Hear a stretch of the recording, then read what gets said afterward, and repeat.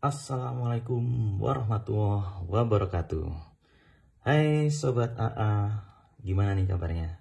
Semoga sehat selalu. Pada kesempatan ini kita akan mereview multimeter yang baru saja dibeli sama Ayah Islah. Ini adalah multimeter merek Zotac 102. Ini kemasannya, dan kalau kita lihat ini ada 4 jenis. Yang pertama untuk 2000 count, 4000, 6000 count, dan 6000 count with temperature. Dan yang dibeli sama Ayah Islah adalah yang tipe terakhir dengan temperatur. Oke, kita langsung buka barangnya. Ada apa di dalamnya? Ya, ini adalah pastinya unitnya. Nah, inilah multimeter Zotac 102. Dari bentuknya ya cukup kecil ya, nggak terlalu besar, dan saya rasa ini enak banget dipegang, dibawa kemana-mana dan masuk ke saku. Kemudian di dalamnya kita akan dapat tas. Kemudian ya, pastinya ada kabel probe-nya. Oke, nyangkut. Kabel probe-nya dapat 2, dan satu lagi khusus untuk Zotac yang digunakan untuk pengukur suhu. Ada probe khusus untuk pengukur suhu. Oke, kita langsung review termometernya. Oh, maaf, salah. Multimeternya. Dan di dalamnya juga ada user manual. Ya, ada kedua ya, user manual.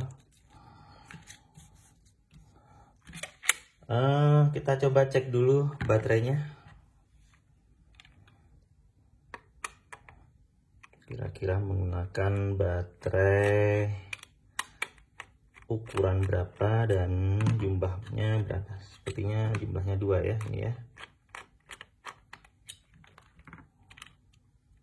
Ya, betul. Ini menggunakan baterai ukuran tipe A ya, dan 2 pasang.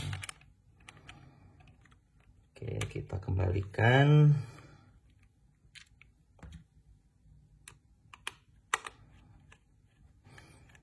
Nanti kita akan mencoba menggunakan multimeter ini dan kita akan cek seberapa akurat. Nah, di multimeter ini ada beberapa tombol. Yang pertama ini ada tombol hold. Biasanya kalau sudah keluar angkanya kita bisa hold dan angkanya tidak akan berubah-ubah lagi meskipun si probe-nya dilepas. Kemudian ada tombol semacam lampu, dia bisa menampilkan cahaya lebih terang kalau misalkan kita melakukan pengecekan di ini ya, di ruangan yang gelap. Nah, ini masih ada stikernya, kita coba lepas saja. Kemudian ada selektor, kita coba ya. Nah, di sini ada beberapa bagian ya. Yang pertama pengukur tegangan, kemudian ada resistensi, kemudian ada dioda, kemudian ada kapasitor, frekuensi, arus, dan yang terakhir adalah pengecek suhu. Nah, kecil ya. Oke, pertama kita akan coba untuk mengukur tegangan. Kita tancapkan untuk probe-nya. Dari sisi kualitas probe-nya juga cukup bagus, dan ini bisa kita lepas ya. Jadi kalau misalkan mau mengecek dengan lubang yang dalam, kita bisa melepasnya. Kita akan coba cek untuk tegangan AC. Apakah bisa dilakukan pengecekan? Nah, ini belum keluar ya, karena kita belum memilih untuk AC-nya. Kita coba untuk AC. Nah, baru keluar. Jadi untuk tegangannya sekitar 237. Nah, ini kita bisa hold.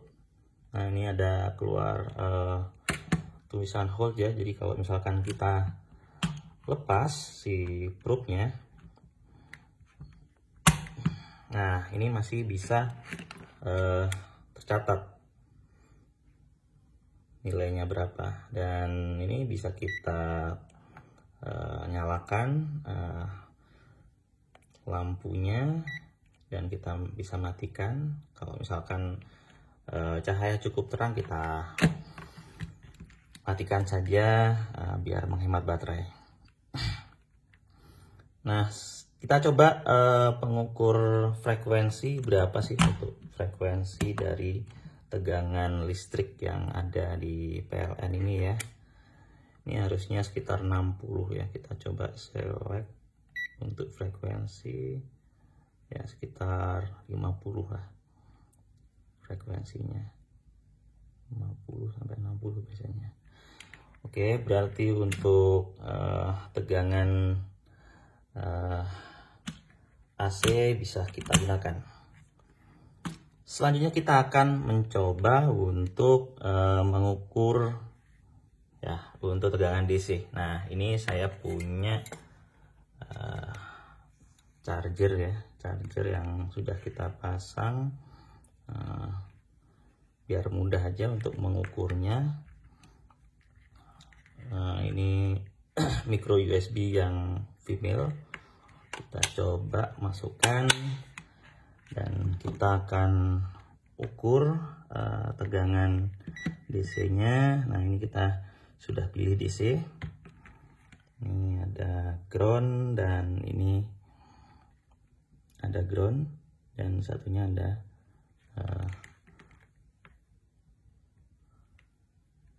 VCC. Kita coba ukur ini 5,7 untuk DC-nya. Nah, si multimeter ini dia memiliki fiturnya 6000 count. Yang dimaksud 6000 count, digit yang di sini maksimal adalah angka 6. Kalau 2000 berarti maksimal 2000. Artinya kalau misalkan dia mengukur entah itu tegangan atau mungkin resistansi yang nilainya di atas 6, maka dia akan memindahkan nilainya ke sebelahnya. Misalkan katakanlah 7 di sini ya, dia akan memindahkan ke sini 7-nya. Karena dia akan mendeteksi bahwa di atas dari count-nya 6000 count. Nah, pengaruhnya apa? Begitu dia berpindah ke sini, maka akurasinya juga tentunya akan menurun dibandingkan dengan ya multimeter yang lebih mahal dengan akurasi yang lebih tinggi, misalkan 5 digit atau mungkin bisa count-nya bisa 999, artinya dia lebih akurat gitu ya dibandingkan yang 6000 count. Atau mungkin bisa jadi yang 2000 count gitu. Kita coba untuk melihat apakah benar si multimeter ini kalau kita kasih kasih tegangan yang nilainya di atas 6 volt, dia akan berpindah gitu ya. Kalau tadi kan sekitar 5,7, kita coba tambahkan tegangannya dengan baterai yang ukurannya ini 1,5 ya. Artinya 1,5 ditambah 5,7 ya sekitar 7 volt ya. Ini kita akan coba ini yang groundnya.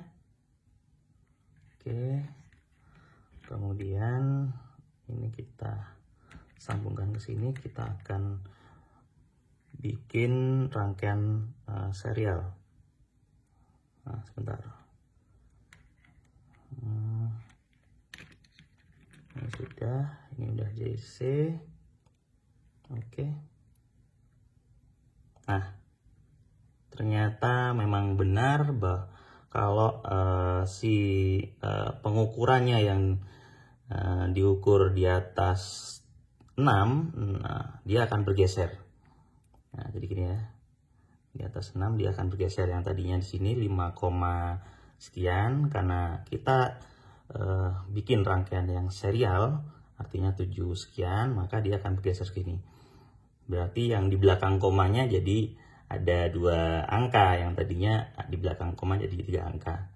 Akurasi untuk perhitungan jadi menurun. Tapi tidak masalah ya, karena ini si multimeter ini kita pakai untuk ya sekedar hobi, jadi nggak ada masalah dengan akurasi yang seperti itu. Oke, kita akan coba cek untuk komponen lain. Yang contoh kita punya resistor ini sekitar 3300 ohm. Kita akan coba untuk ukur.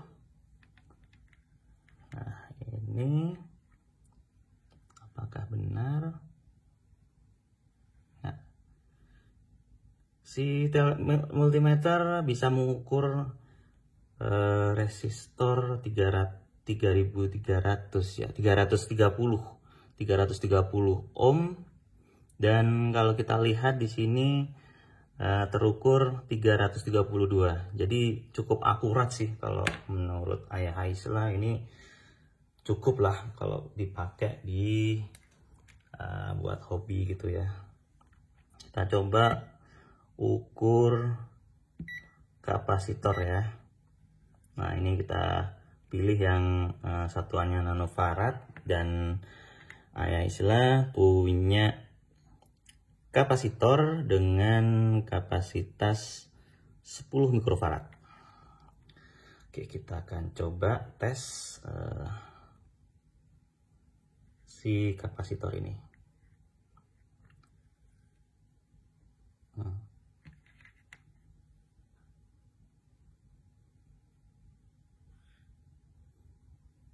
Oke, terukur sekitar 10,6 mikrofarad. Dan ini juga akurat ya untuk kapasitor. Kita coba lagi. Ini ada lagi 2. Yang satu ini 100.000 ya, nanofarad. Kita akan coba ukur apakah bisa mengukur untuk 100 nanofarad. 100 nanofarad ini ya. Ada selisih sekitar 7 nanofarad. Oke. Terus ini kita punya juga yang 22 picofarad. Kita akan coba ukur apakah dia bisa mengukur untuk yang kapasitas kecil.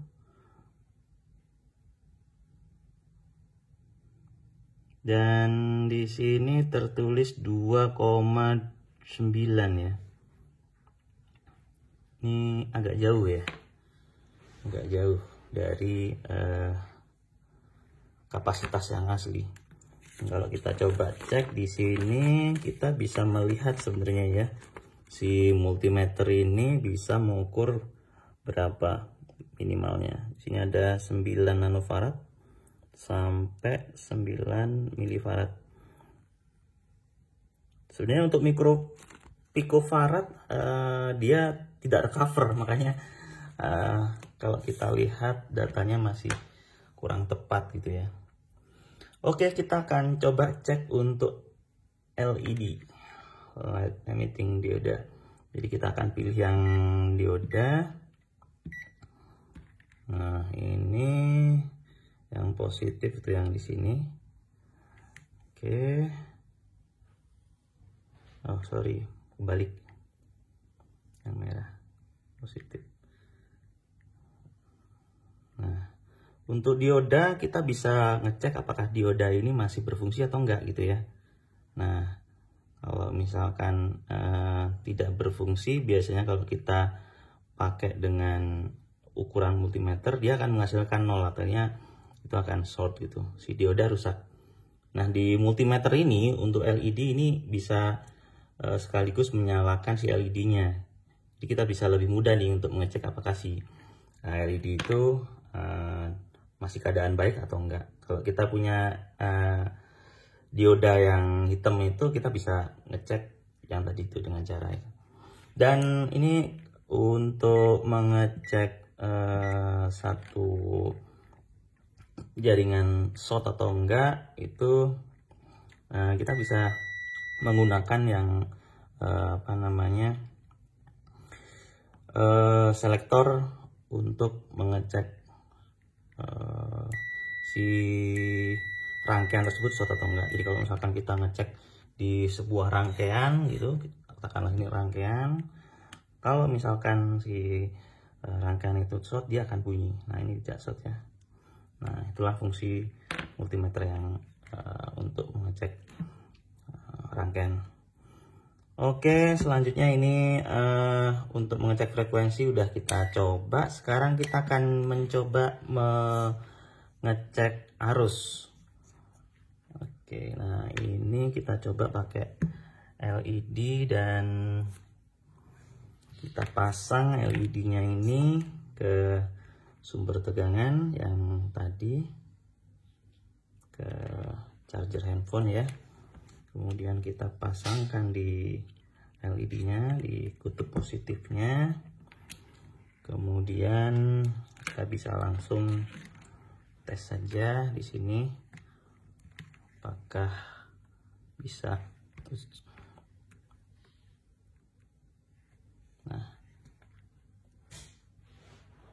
Nah, ini terbaca ya. Jadi untuk arusnya sekitar 1,63 mA. Nah, ini kalian bisa lihat ya, LED-nya, LED-nya juga nyala.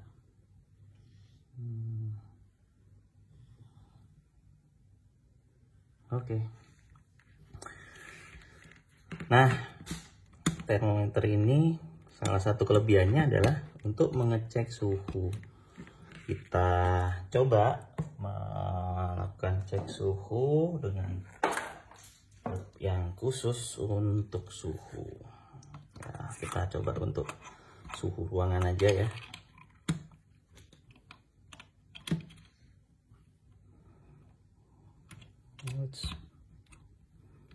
Ini probe-nya. Ini di Zotac yang versinya lebih bagus dari sini, untuk kabel pengukur suhunya lebih bagus. Nah, ini kita udah kebaca ya suhu ruangan di ruangan sini itu 27 derajat. Ini kita bisa pilih untuk Fahrenheit-nya 81 ya Fahrenheit. Oke. Kalau dari fitur-fitur yang di sini sih, kalau dibuat ayah Aisyah cukup untuk dipakai sehari-hari sih. Dengan desain yang ya cukup kecil, bisa masuk ke saku, cocok lah dipakai buat hobi bermain-main dengan elektronika. Oke, sampai segitu dulu review multimeter Zotac ZT102. Sampai berjumpa lagi di lain kesempatan dengan review-review yang lain. Wassalamualaikum warahmatullahi wabarakatuh.